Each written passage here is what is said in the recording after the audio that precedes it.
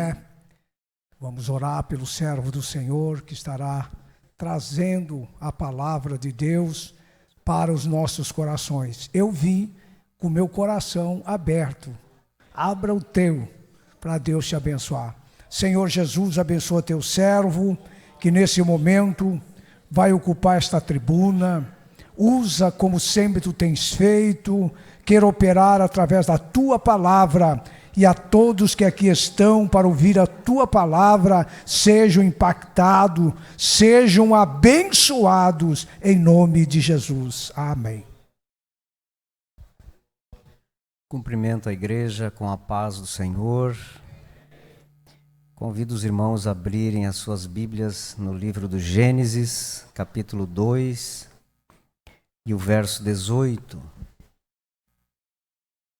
Nós estávamos conversando com o pastor João, e essa é uma das lições que ficou para trás, não pôde ser comentada no terceiro trimestre, que fala sobre as sutilezas das ideologias contrárias à família. E então nós vamos abordar esse assunto, porque é um assunto muito importante, que vai trazer grandes ensinamentos para a família cristã. E o texto base está em Gênesis capítulo 2, versículo 18, que é bem conhecido da igreja, que diz assim: Disse o Senhor Deus: Não é bom que o homem esteja só. Far-lhe-ei uma ajudadora que lhe corresponda. Amém? A igreja pode tomar os vossos assentos. Esse texto é interessante porque nós vemos aqui a primeira vez que Deus, na sua onisciência e onipotência, ele declara que algo não é bom. No capítulo 1, nós vamos ver que Deus, em muitas ocasiões, ele olhava aquilo que criou e dizia que era bom. E aqui no capítulo 2, a primeira vez que Deus então chega a uma conclusão, a criação que ele formou precisava de mais alguma coisa.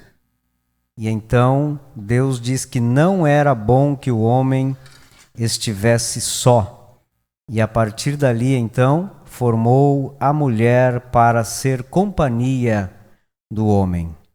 Queridos irmãos, a verdade prática dessa lição diz assim: dentre os muitos perigos que a sociedade contemporânea enfrenta, estão aqueles de natureza ideológica que planejam destruir a família. Veja bem que o escritor ele diz que existem muitos perigos, e desses muitos perigos existe um que é de natureza ideológica, e essa palavra a gente tem ouvido bastante nos últimos tempos, né? E que tem o único fim de pôr um fim, de destruir a família cristã, a família tradicional, aquela que leva em si os princípios, os valores judaico-cristãos. E quando nós nos perguntamos quais são esses valores judaico-cristãos, basta nós abrir a palavra de Deus no Pentateuco, os primeiros 5 livros da Bíblia, e nós vamos encontrar muitas coisas que do judaísmo nós também aplicamos na nossa vida. E é por isso que nós precisamos olhar para a palavra de Deus, pois ali estão todas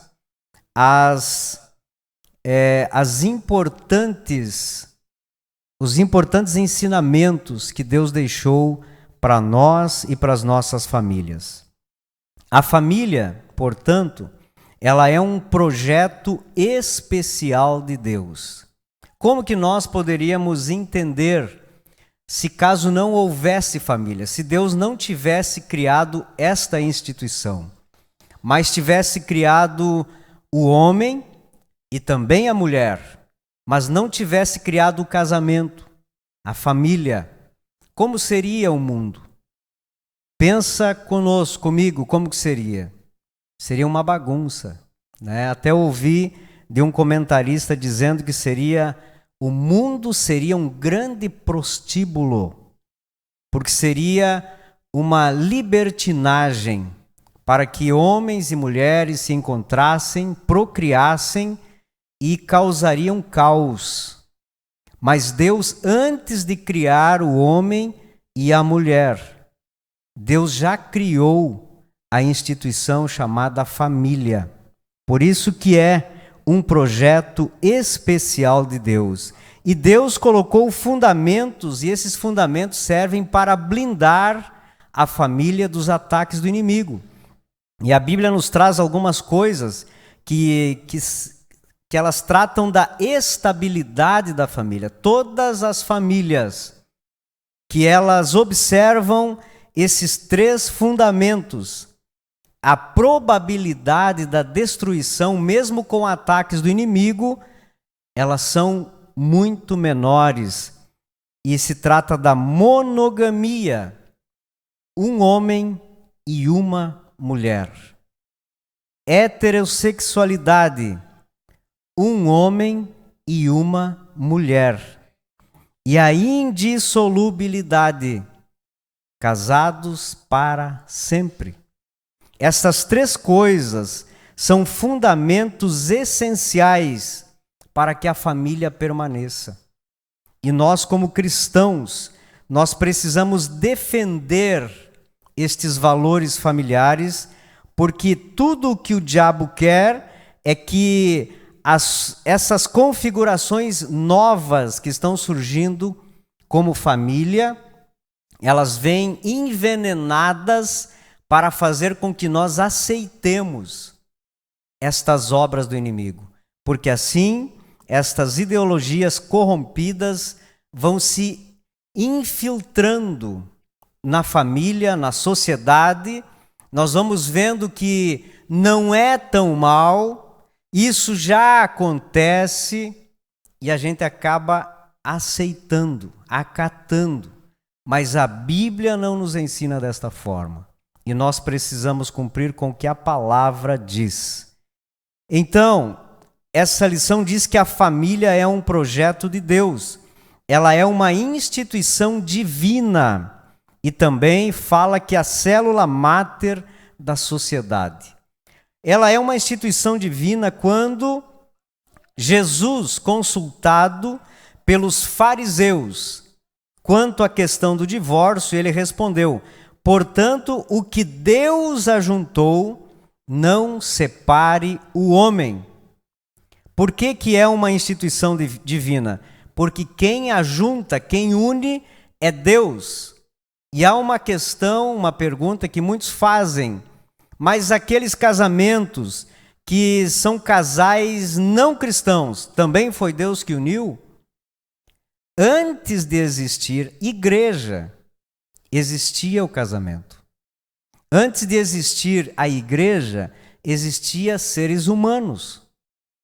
Antes de existir o judaísmo, inclusive, existia o casamento.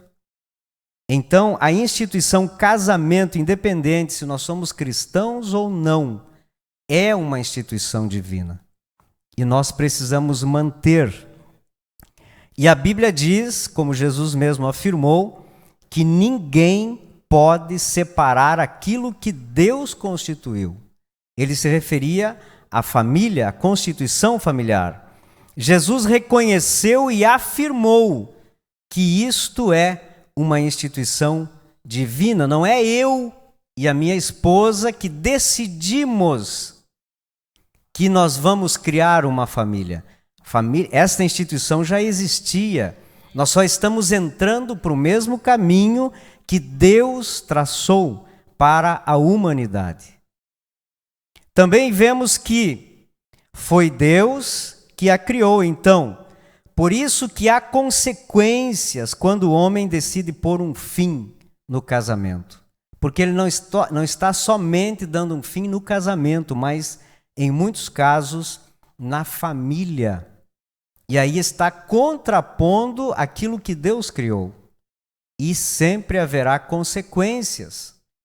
É inevitável as consequências, mesmo que nesta família encontra-se apenas o casal, que não haja filhos, mas sempre haverá marcas profundas, emocionais, às vezes morais e intelectuais, que permanecerão para sempre, para o resto da vida, como consequência daquilo que o homem está fazendo, que vai de encontro aos ensinamentos bíblicos. Também, esta lição diz que é a família a célula mãe, a célula máter da sociedade. E no contexto social, a família é a primeira instituição que foi estabelecida, como aqui já coloquei. Gênesis 2:24 diz assim: por isso o homem deixa pai e mãe e se une à sua mulher, tornando-se os dois uma só carne. A partir deste uma só carne, então nós temos o princípio da sociedade. Porque através desta união surgirão os filhos. E a família, mais do que uma família, já se torna uma comunidade. E então as comunidades vão crescendo e se tornam a sociedade. E nós temos a grande humanidade hoje, no nosso mundo atual, com mais de 7 bilhões ou trilhões, 8 bilhões de pessoas no mundo. Então, irmãos, se não fosse a família, nós não chegaríamos a isso. Mas Deus, na sua onisciência, na sua soberania, iniciou lá no Jardim do Éden a primeira família. E nós seguimos este mesmo conceito para chegar ao que é a sociedade nos tempos atuais. Então, chegamos à conclusão de que o alicerce da sociedade é a família. Então, quando nós temos um prédio e nós queremos destruir esse prédio, se for atacada o alicerce, nós vamos derrubar com mais facilidade. E o que o inimigo tem feito? Ele tem atacado diretamente as famílias, destruindo famílias, colocando problemas a serem resolvidos na família. E muitas vezes nós não estamos sabendo resolver os problemas. Acabamos aceitando muitas coisas como pais, como filhos, não fazendo a nossa parte. E aí, o diabo está alcançando os seus objetivos em muitos casos. Mas a igreja, que também está sendo atacada, tem um porquê. Porque a igreja é a instituição que luta para manter a família unida. Então, se o inimigo apenas destruir famílias, a igreja continua ensinando, nós vamos resolvendo problemas. Mas se o inimigo ataca as duas instituições, a família e a igreja, as fórmulas de destruição começam a fazer mais efeito. E é por isso que nós, como cristãos, não podemos abrir mãos dos valores e dos princípios que têm norteado as famílias desde os primórdios do Velho Testamento e que têm mantido as comunidades, têm mantido a sociedade e têm nos mantido unidos em uma só fé, em um só amor, cumprindo com aquilo que Deus determinou para as nossas vidas. Então precisamos, irmãos, aprender que as comunidades, elas têm regras. Quando nós temos uma cultura, nós geralmente aplicamos na nossa família aquela cultura. Por exemplo, o chimarrão do gaúcho. Os pais querem ensinar os seus filhos desde pequenos a manter esta tradição.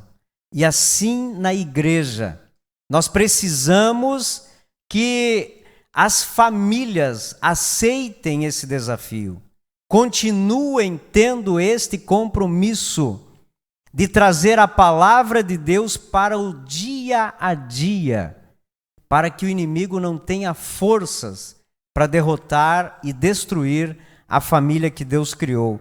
E muitas vezes nós olhando, os irmãos que acompanham, às vezes, aquelas reportagens dos animais que vivem em comunidades, nós vamos ver que existem regras também lá no mundo animal. E eles seguem aquelas regras rígidas. E às vezes ficamos até com dó de algum animalzinho, algum bichinho que está morrendo e os companheiros não dão valor mais. Outros pequenos que são abandonados. São regras da natureza. Mas nós, que somos racionais, que sabemos o que pode vir para frente, as consequências dos nossos atos, nós não queremos seguir as regras em muitos casos. E as regras que nós temos são básicas. São simplesmente para nos manter na posição de receber a bênção do Senhor e de manter aquilo que Deus tanto preza. Então vamos assumir esta responsabilidade que Deus colocou sobre as nossas vidas, porque a desestruturação da família é uma prioridade do diabo.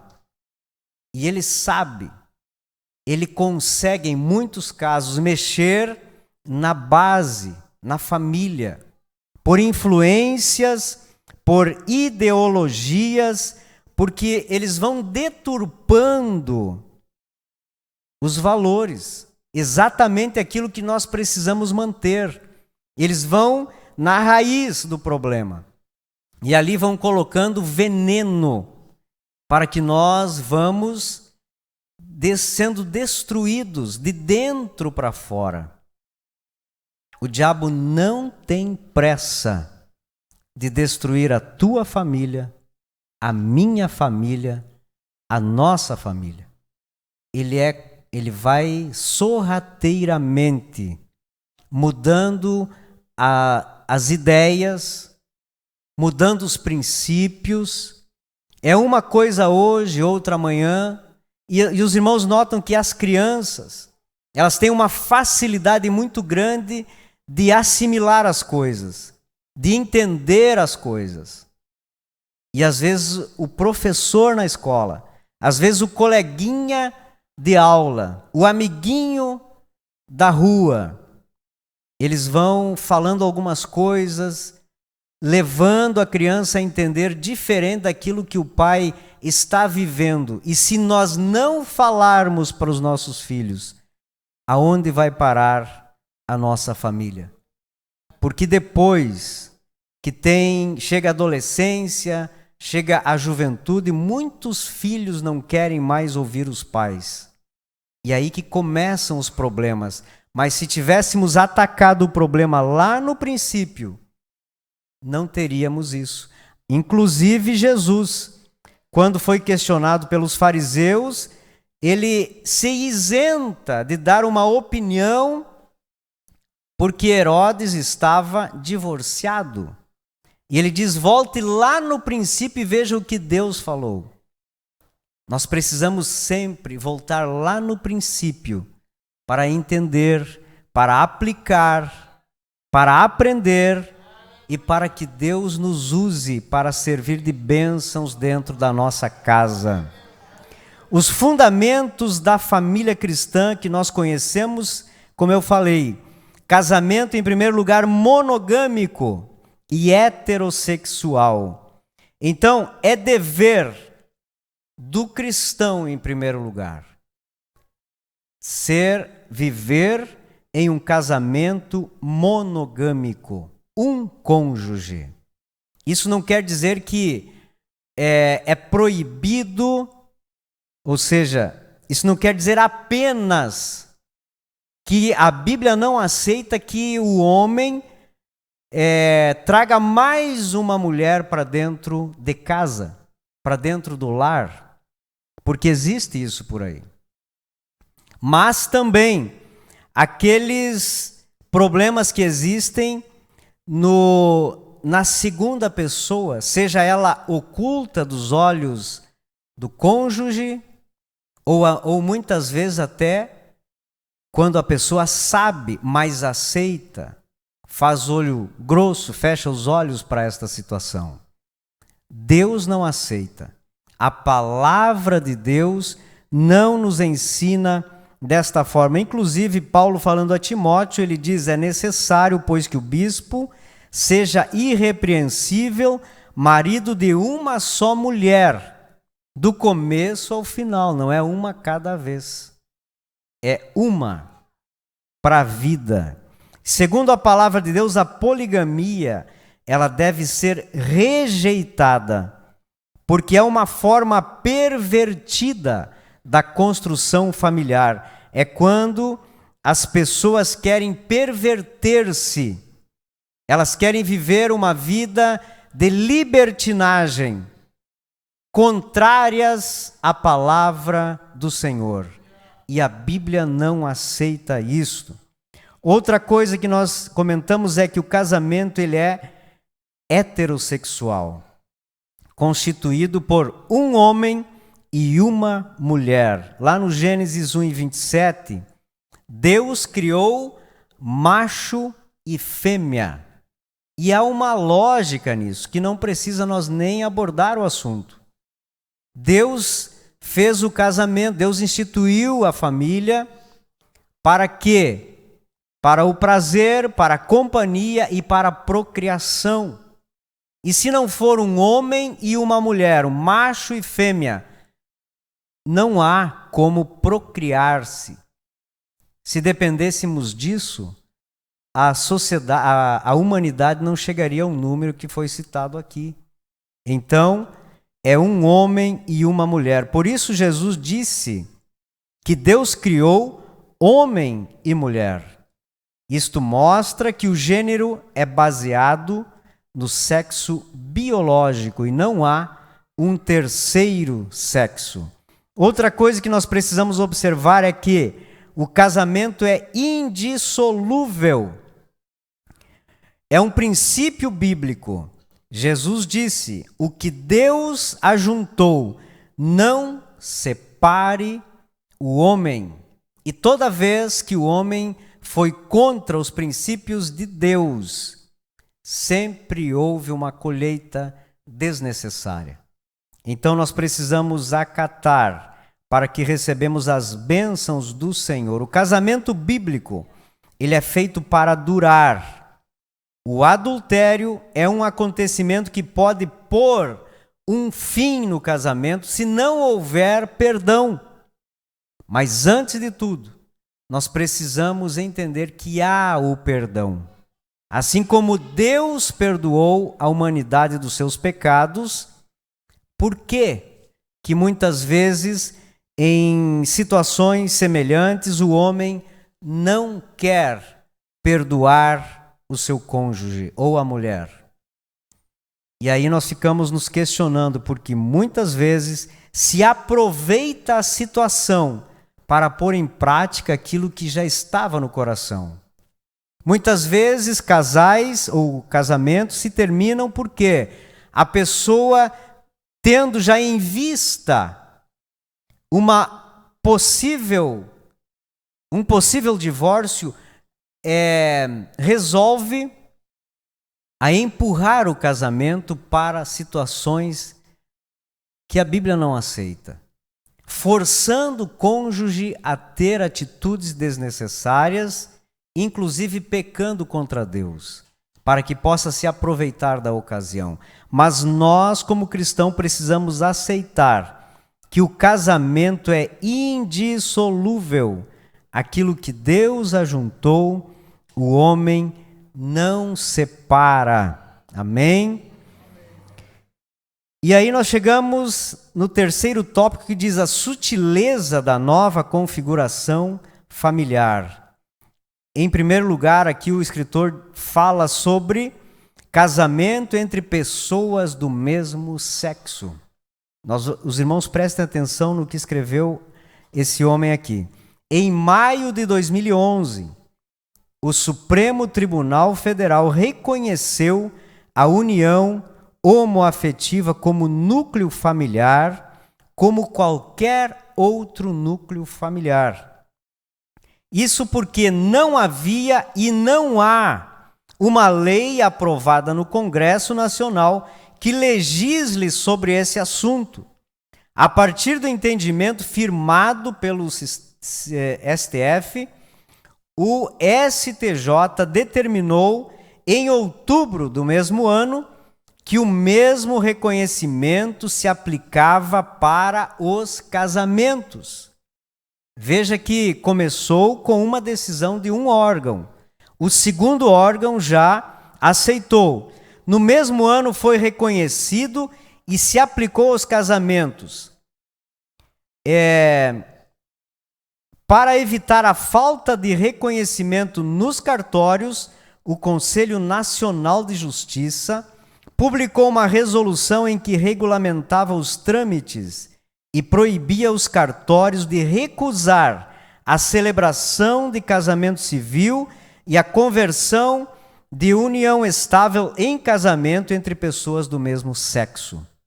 Lá em 2011, talvez alguns lembrem que pessoas de cartórios não quiseram realizar o casamento de pessoas do mesmo sexo e foram processadas. Inclusive saiu uma questão que naquele ano ainda provavelmente as igrejas seriam forçadas a realizar casamentos de pessoas do mesmo sexo. E muitos pastores foram abordados e aqueles que não quiseram foram processados também. E isso é uma pressão, irmãos, que vem e não vem de uma só pessoa. Mas órgãos vão aceitando, porque vão sendo pressionados, porque veem que isso não tem volta e muitos argumentos se criam em cima de uma situação como essa. E a sociedade vai aceitando. Mas o que aconteceu?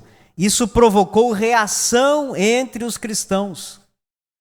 Lá em 2011, mas que agora não há mais reação. Muitos apenas dizem: nós precisamos orar, nós precisamos confiar em Deus, nós precisamos entender que isso era para acontecer. Mas qual é a reação que a igreja precisa ter? Em primeiro lugar, não aceitar, falar contra isso, mostrar que Deus não aceita, que nós temos regra de fé e nós precisamos seguir as regras de fé. Queridos, é o mundo que está querendo engolir a igreja com ideologias, com cultura, com ideias, e nós muitas vezes estamos inertes. Mas repito, o diabo não tem pressa para destruir a nossa família. É devagarinho. Esse assunto nós já tinha inclusive esquecido, que em 2011 foi aprovado essas não são leis, mas foram possibilitados essas coisas, né? E hoje nós estamos vendo que em muitos casos, pessoas que eram nossos membros estão vivendo com outras pessoas do mesmo sexo. Será que não foram ensinadas aqui dentro? Será que não passaram pela escola bíblica dominical? Aonde nós estamos falhando? Aonde os pais estão falhando? Aonde a igreja e a liderança da igreja está falhando? E muitas vezes, irmãos, nós falamos aqui dos cultos de família, seminários para casais, seminários para família, e nós temos um pequeno grupo de aproximadamente 40 ou 50 pessoas que acompanham o departamento da família, que se preocupa com estas coisas. e que muitos não dão valor. Mas quando vem o problema, aí muitas vezes é tarde. Nós precisamos valorizar os ensinamentos gratuitos, firmados na palavra, por pessoas que amam a família. E a igreja muitas vezes não valoriza. Os princípios bíblicos para uma família sólida. Qual é o papel dos pais nesse problema que estamos enfrentando? Os pais têm um papel fundamental na base da formação familiar. Os pais têm a missão de transmitir valores aos seus filhos. E se você puder, abra a tua Bíblia em Deuteronômio, capítulo 6, versos 6 ao 9, que também é conhecido dos leitores da Bíblia, que diz assim: estas palavras que hoje te ordeno estarão no teu coração. Os pais precisam ter a palavra de Deus no coração, viver a palavra de Deus para serem exemplos para os seus filhos. Tu as ensinarás repetidamente. Quantas vezes nós ouvimos, mas eu falei, eu cansei de falar, e às vezes pergunta para o filho e diz, não, me falou uma vez, 2 vezes. Nós precisamos repetir, cansar os filhos de ouvir as verdades bíblicas, porque isso vai mudar, ou seja, vai definir o seu futuro. Existem muitas histórias que são contadas na internet, onde os filhos dizem, lembrei daquilo que o meu pai sempre falava.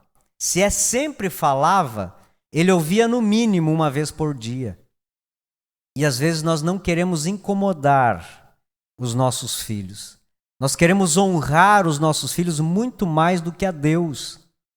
E caímos no erro de Eli, que tentou manter a sua família no sacerdócio, mas a atitude dele fez com que perdesse a sua família. Nós ainda temos tempo de mudar estas coisas. Tu as ensinarás repetidamente aos teus filhos, e delas falarás, assentado em tua casa, andando pelo caminho, deitando-te e levantando-te, sempre. Também as atarás na tua mão por sinal e te serão por faixa na tua testa, e escreverás nos batentes das portas da tua casa. Isso é, ser exemplo, dentro de casa viver a palavra de Deus, ensinar com as atitudes e com as palavras, encaminhar os filhos. Isso aqui trata de todas essas coisas. É sinal de preocupação com o futuro dos filhos, o futuro da comunidade e da sociedade que nós vivemos, o futuro da nação. É servir de exemplo para eles, porque a educação dos filhos deve ser fundamentados na palavra de Deus. Não adianta nós levarmos no psicólogo, nós levarmos em tantos profissionais que hoje auxiliam a criar os filhos. Nós temos exemplos. A geração passada criou os filhos e é por isso que eu e você estamos dentro da igreja servindo a Deus. E por que nós não aplicamos os mesmos princípios aos nossos filhos? Nós queremos ter o mesmo resultado que nós temos sem os princípios que nós vivemos. Não vai dar certo. Nós precisamos voltar um pouquinho atrás. A crise atual da família é uma crise de valores e princípios. Às vezes os pais são rígidos, exigentes em muitas coisas, mas no aplicar a palavra de Deus e os princípios, pecam. E quantas vezes nós temos errado nisso? Por quê? Porque nós não queremos, muitas vezes nós falamos e agimos, eu não quero que o meu filho passe o que eu passei. Não quero que ele ouça o que eu ouvi. Eu não quero que ele sofra o que eu sofri. E a gente muitas vezes erra nisso. Eu ouvia um psicólogo dizer que os psicólogos modernos dizem que quando o pai ou a mãe vai falar com a criança, ele deve se ajoelhar para falar olho a olho. Quando que o meu pai se ajoelhou para falar comigo? Precisa? É uma necessidade? O que as ideologias estão fazendo é diminuir a figura paterna, a figura materna, tirar eles de sobre os filhos para serem os líderes de casa, para colocar as crianças. Um outro psicólogo estava dizendo que recebeu um casal e o casal diz: esse de 2 anos, ele não quer comer coisas saudáveis, apenas besteiras. E aí o psicólogo perguntou: então, ele tem salário, ele vai no mercado sozinho e ele compra o que ele quer? Ou ele come besteira porque alguém compra para ele? E nós reclamamos, mas é nós que compramos. Queridos, são coisas simples, básicas, lógicas, que às vezes precisamos ouvir mais do que uma vez para nós podermos assimilar. E estas coisas que parece que não faz mal para nós, para a criança, vai ver no futuro o que vai acontecer. Então nós precisamos ser pais cristãos com responsabilidades para que Deus possa usar a nossa vida para criar os nossos filhos. Não há como ser neutro. Nós precisamos ter posição. E como que nós vamos mudar a sociedade se nós não estamos muitas vezes nem vivendo lá no meio da sociedade? É quando nós criamos filhos que têm princípios e eles são inseridos na sociedade. E lá eles serão luz nas trevas. E aí nós, como pais, nos alegramos, porque os nossos filhos foram para a escola e não se deixaram contaminar. Eles foram para a faculdade, mas os professores não conseguiram mudar os princípios que nós plantamos nos seus corações. É desse jeito que nós vamos mudar o mundo, com a nossa fé, com a luz que nós precisamos ser lá no meio das trevas. E o papel da igreja? Alguém já disse que famílias fortes fazem igrejas fortes, e é verdade. Contudo, o inverso também é verdade. Igrejas fortes fazem famílias igualmente fortes. Além de pregar aos incrédulos como missão da igreja, nós, como igreja, como instituição divina também, nós precisamos valorizar a família, dar alimento forte à família, instruir as famílias. E volto mais uma vez, é por isso que existe departamento da família. Porque nós recebemos da família os seus ensinamentos e também, em contrapartida, nós também damos a parcela de contribuição da igreja para que as famílias continuem unidas, servindo a Deus, servindo de testemunho lá fora. Como é lindo uma família unida. Antigamente, a maioria não tinha carros. E lembro que o pastor Ademiro nos pegava ainda meninos e nós ia para a igreja lá no centro da cidade. Uma quantidade de pessoas, as famílias unidas, servindo a Deus, e nós íamos para a igreja. Era lindo de ver. Depois, retornando para casa todos felizes, cantando, porque Deus havia abençoado no culto, mas as famílias estavam sempre unidas. E esta família unida é a base espiritual da igreja.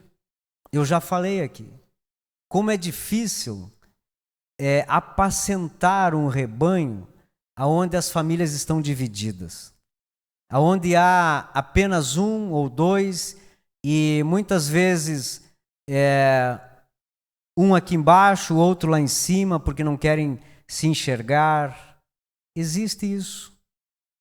Por quê? Porque nós deixamos o inimigo agir e conseguiu atingir os seus objetivos na nossa família. Mas Deus nos dará vitória, porque a família é uma instituição divina e que está sob o ataque do diabo. Nós precisamos blindar cada dia mais a nossa família. Nós precisamos retornar aos cultos domésticos, que isso já não se fala mais. Mas se hoje nós conseguir reunir a família, ao menos para almoçar junto, para jantar junto, e ali orarmos, lermos um texto bíblico, isso já vai fazer diferença na vida das crianças, que em muitos casos não sabem nem o Pai Nosso. É necessário, irmãos, nós retornarmos, voltarmos a basear a nossa vida na palavra de Deus, para que o inimigo não tenha sucesso, para que as ciladas do inimigo não venham desconstruir aquilo que tanto nós almejamos. Os nossos filhos, nosso cônjuge, é questão nossa, é responsabilidade nossa. E nós precisamos fazer a nossa parte, porque Deus vai nos cobrar. Prestaremos conta, porque o primeiro sacerdote de casa é o pai. E a mãe, ajudadora. E os filhos devem honrar os pais. E muitas vezes não estão honrando porque os pais não cumprem com o seu papel. Mas que Deus nos dê graça, que Deus nos dê sabedoria, para que os valores e os princípios bíblicos não percam o espaço que devem ter na vida de cada um de nós. Amém? Nos coloquemos em pé, vamos orar a Deus. Se alguém tiver uma necessidade, quiser passar aqui, nós vamos orar por tua vida. Tem alguém que precisa de uma oração? Não tendo, vamos orar a Deus. Querido Pai, chegamos na Tua presença nesta noite, agradecidos a Ti, Senhor, pela palavra que aqui falamos e que também nos colocamos nesta situação em que todos nós estamos envolvidos. Estamos sendo atacados pelas artimanhas do inimigo, que quer destruir as famílias da fé, quer destruir a igreja do Senhor. Mas a Tua palavra é o nosso alicerce, e nós estamos nela firmados, crendo, Senhor, que o Senhor é aquele que nos protege, que nos guarda, que nos faz permanecer firmes, para que nós venhamos ser luz neste mundo.